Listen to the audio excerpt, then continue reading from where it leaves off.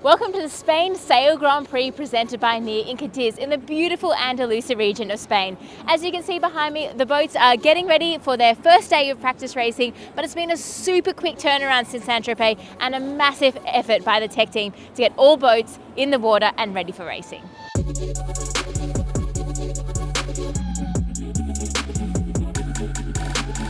Now, these tight turnarounds is something that the tech team is going to have to get used to, because the big news in the SailGP world is that the Season 4 calendar has been released and it is going to be jammed packed with 14 events. I think everybody's excited about it, but let's hear what Jimmy Spithill had to say about the new calendar. And, we're all sports fans ourselves. One thing you like to see is, a regular season and, events every, at least week or two to view and to watch. So, yeah, I think the announcement of 14 events in the next season is just awesome, and I think it's only going to grow from here.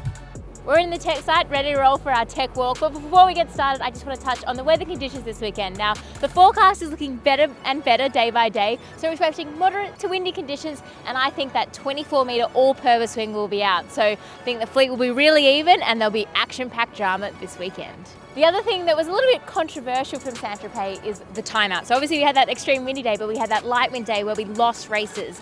Now, because of this, the race management have changed the rules so that the time limit is gone from 14 minutes to 16 minutes. And if the boats complete 3 legs of the course, that the race becomes valid. Now, the race committee still has that ultimate power to cancel a race at any time, but they are the new rules going into this weekend and moving forward. So I'm here in the Australian tent. Now, this team is still at the top of the leaderboard, but just by 1 point. They've got lots of teams hot on their heels, but Tom said he does feel confident here in Cádiz because they did win the event here last year. But I think everyone's still buzzing off the drama last week at Saint-Tropez. So let's hear what the banter was at the press conference. Oh, yeah, I'd say it again if the same thing happened. They strategically put Liv in between us, I think, to keep us apart. I can see his point of view. I think he sees our point of view, and we're just happy to move on from here. One thing that's ingrained in you as a child is that you support any team that plays New Zealand. Redheads have to stick together, even if that redhead may be in the wrong. So, but in all seriousness, Pete was clearly in the right, and would I do the same thing if I was in that situation?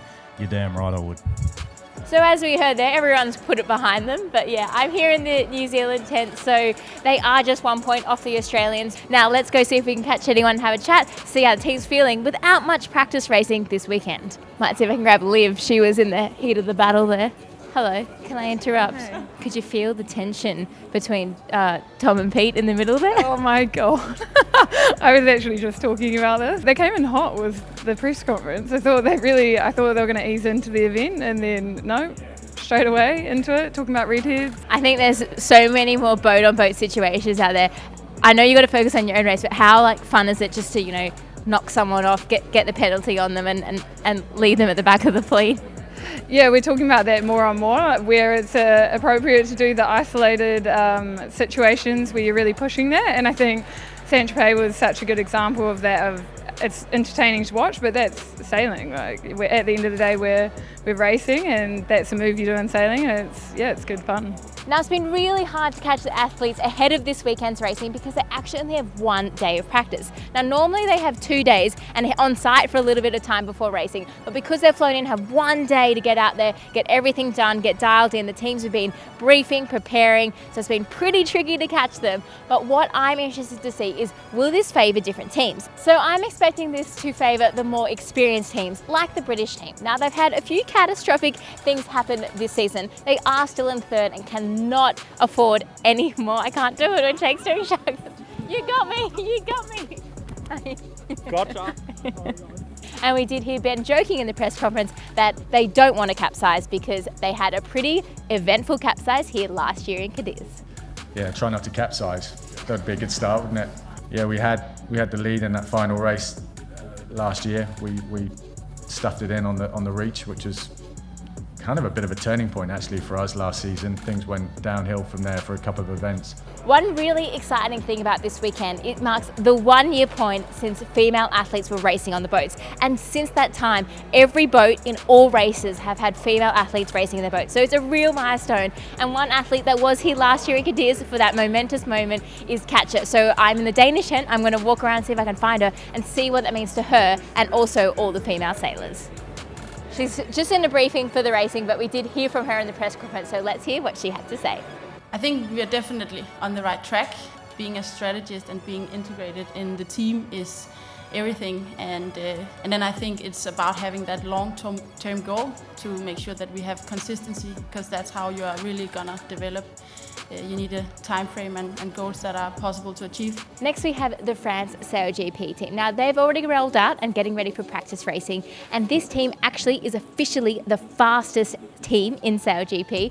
Now although we won't see speeds to that level this weekend, I'm sure they're hoping to use that momentum, that speed, to get them into this weekend's podium race. So the Canada SailGP team, they didn't have the event they were after at Saint-Tropez coming in last, so I'm sure they're hoping to find that podium form that we saw at the beginning of the season. Now I think the conditions might favour them this weekend, and their driver Phil Robertson has been busy. He just actually won the Swedish Moth National Championships, getting one over Australian wing trimmer Kyle Langford. So I'm sure he's hoping to continue that momentum and also has some bragging rights. So the other cool thing about the Canadian team is that one of their female athletes, Isabella, actually rode her bike from Saint-Tropez to Cádiz. So pretty gallant effort, and that is part of their Impact League. So SailGP has 2 podiums, one for racing and one for the planet. So I'd love to chat to her, see how those legs are feeling after that huge ride. So Isabella, this got you to Cádiz? It did. Saint-Tropez to Cádiz.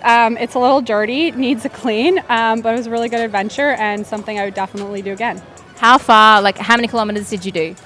So the longest day was 220. There's a lot of 180, 190 kilometer days. Ironically, the hardest day had the least amount of elevation gain, and somehow, thanks to headwinds, took me the longest and almost broke me at one point. I'm sure there were some beautiful views as well, though.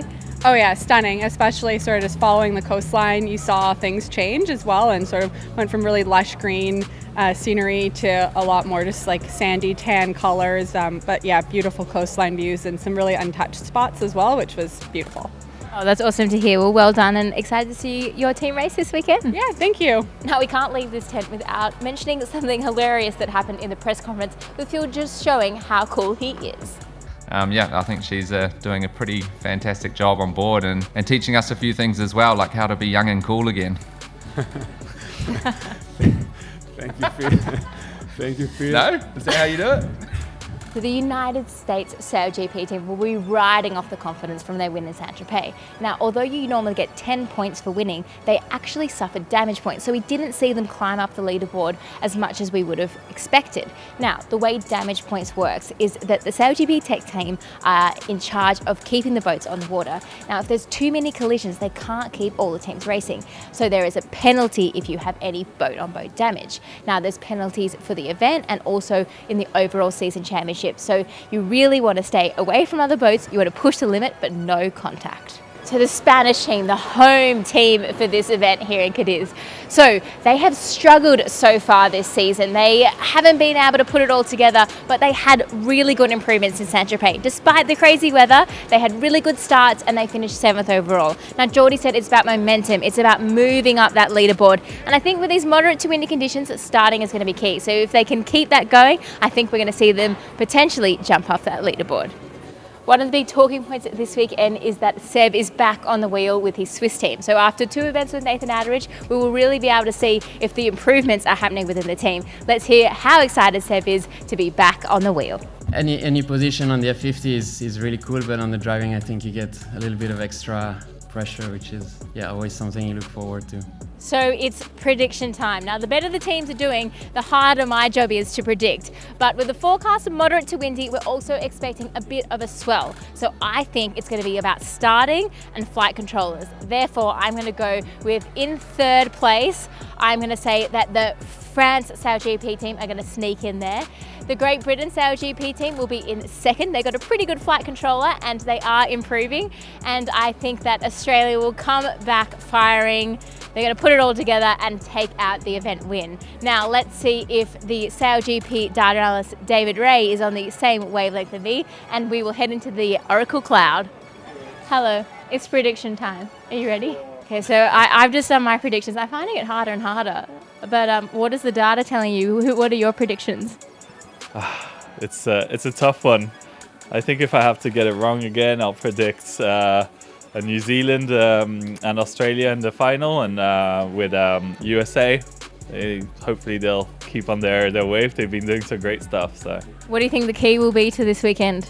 Yeah, the teams need to settle back into their old ways. After sailing with very strong winds, everything seems a bit more slower in like normal conditions, and they'll probably be all sailing with more confidence. So yeah, I expect everybody to kind of be sailing much better as a whole in the fleet.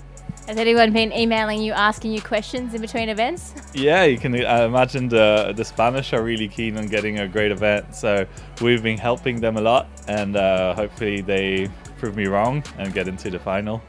Well, I only had one boat the same as you in our prediction, so we'll have to see who is more correct at the end of this weekend. Looking forward to it. Thank you. See you guys. Okay, well, as you heard, we've got a few different predictions coming in for this weekend, but I'd be really interested to know who you're tipping, so let me know in the comments. If you want to inform your decision, head to sailgpinsights.com to get all the data off the F50 boats. And if you're watching along at home, head to sailgp.com/watch to find out where to catch all the action. That's it for the Tech Walk for the Spain Sail Grand Prix presented by NIA. Thanks so much for watching. Don't forget to subscribe, and we will see you for the debrief.